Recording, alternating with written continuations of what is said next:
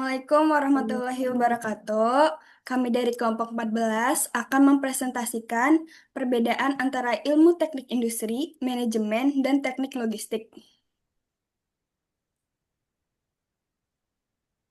Saya Alia Syifa Azahra dan rekan saya. Saya Citra Cinta Laura Sidaputar. Saya Muhammad Agi Riantono.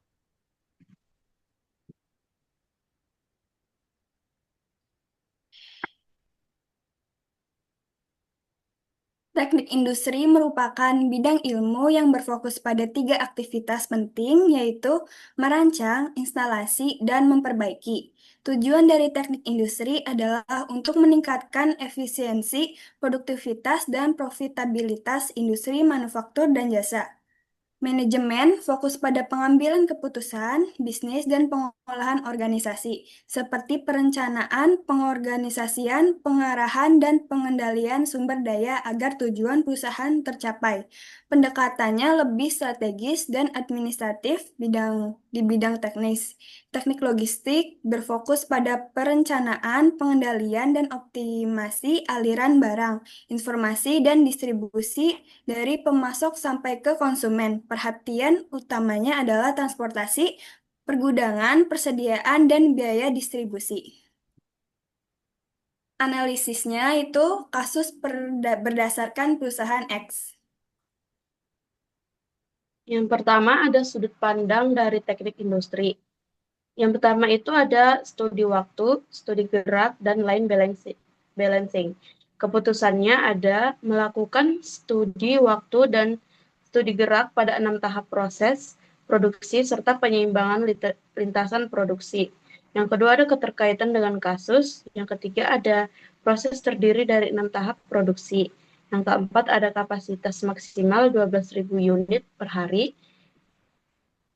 Yang kelima ada tenaga kerja tetap dan kontrak dengan karakteristik berbeda.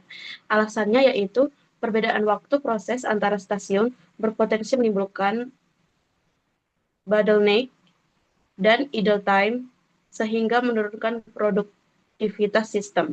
Yang kedua ada penerapan lean. Yang pertamanya itu ada manufacturing untuk mengurangi waste. Keputusannya ada menerapkan konsep lean manufacturing untuk mengurangi waste berupa defect in inventory dan motion. Keterkaitan dengan kasusnya, yang pertama ada ketidaksesuaian bahan baku 3-5%, limbah potongan besi, busa, kain, plastik, dan debu cat. Keterbatasan ruang penyimpanan.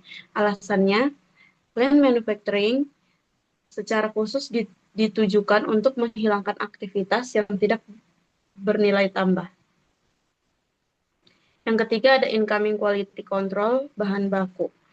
Keputusannya ada menerapkan inspeksi kualitas bahan baku di awal atau incoming inspection dan evaluasi kualitas pemasok. Yang kedua ada keterkaitan dengan kasus. Yang ketiga ada besi berkarat. Keempat busa cacat. Yang kelima kain robek. Alasannya cacat bahan baku mengingatkan scrap dan biaya produksi sehingga pencegahan di awal proses lebih ekonomis. Yang keempat ada perancangan sistem pengelolaan limbah produksi. Keputusannya merancang sistem pemilahan dan daur ulang serta kerjasama dengan pihak ketiga untuk limbah berbahaya. Keterkaitan dengan kasus tidak ada sistem pengelolaan limbah. Selanjutnya ada debu cat berbahaya. Selanjutnya ada limbah sintesis sulit terurai. Alasannya, pengelolaan limbah mengurangi biaya penyimpanan, risiko lingkungan, dan dapat menghasilkan nilai ekonomi.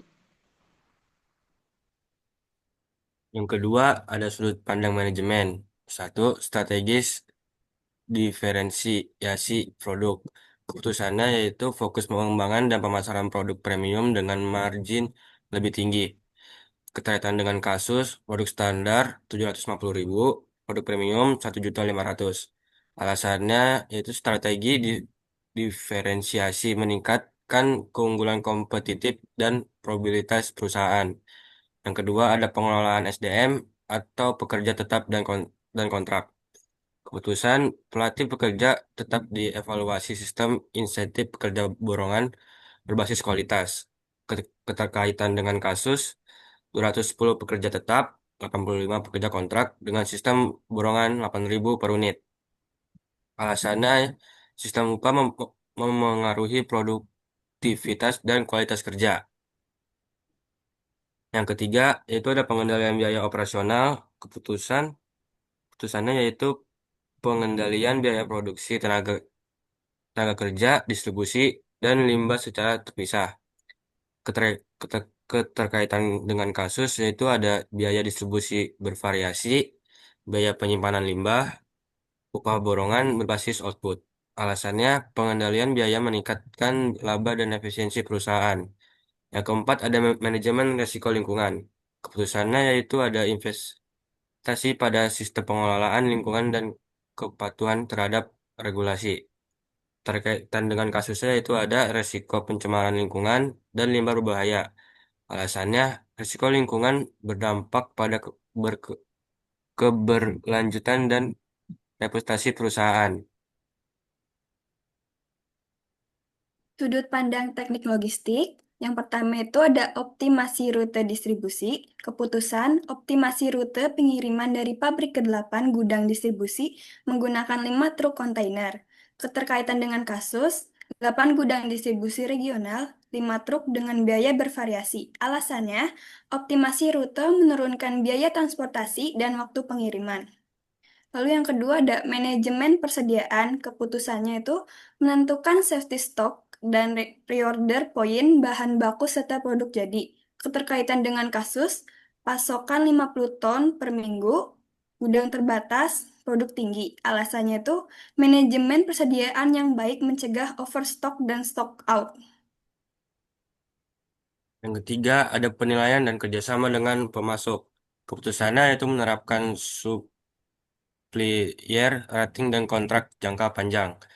Keterkaitan dengan kasusnya yaitu ada komponen plastik cacat dari pemasok dan bahan baku tidak sesuai spesifikasi. Alasannya yaitu kualitas pemasok berpengaruh langsung pada kualitas produk dan biaya.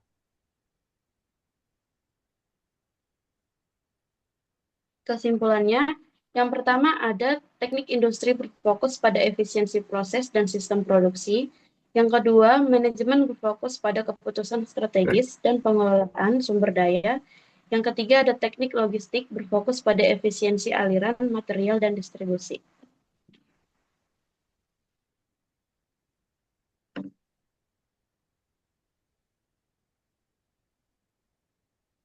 Sekian presentasi dari kelompok kami, kurang lebihnya